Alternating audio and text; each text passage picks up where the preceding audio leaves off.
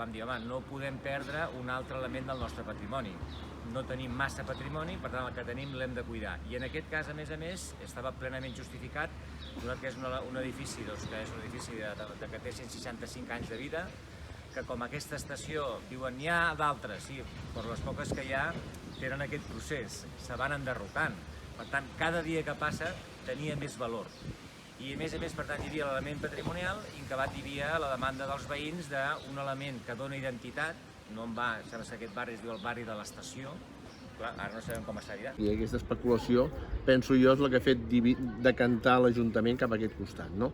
Se parla també de que hi poden haver molts interessos personals de l'alcalde i del primer tinent d'alcalde, aquí que amb aquesta especulació urbanística, però bueno, això el temps ho dirà i espero... Es regularitzarà tot el barri de l'Eixample, sobretot la zona sud, que estava entrant en un deteriorament bastant important, amb el fet que l'estació no tenia ús, amb el fet que estava quedant una zona antiga, el fet d'obrir i connectar amb un dels barris més potents, justament a pocs metres a l'altra banda hi ha un dels barris més potents que és l'Hort del Santa Maria, que li diuen gairebé la milla d'oro, perquè els edificis allí són dels més bonics, dels més cars, doncs evidentment hi haurà un balanç, hi haurà una mitjana, i aquesta mitjana serà molt favorable en aquesta zona intermitja que és l'estació o l'Eixample.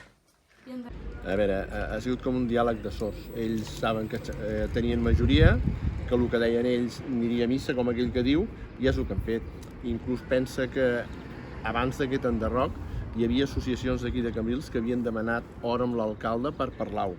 I ell els va dir, tranquils, que abans de tirar-ho a terra en parlarem. Que els partits que van prendre el relleu eren molt aclarats partidaris de l'enderroc.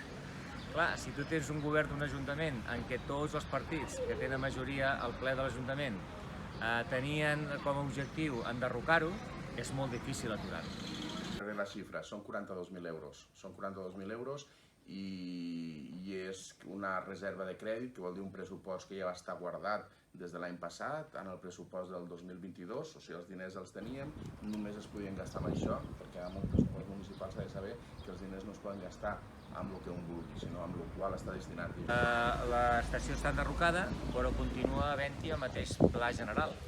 I nosaltres, des de la plataforma, el que hem dit que si el pla general va ser l'argument per enderrocar-la, ara el pla general s'ha de complir.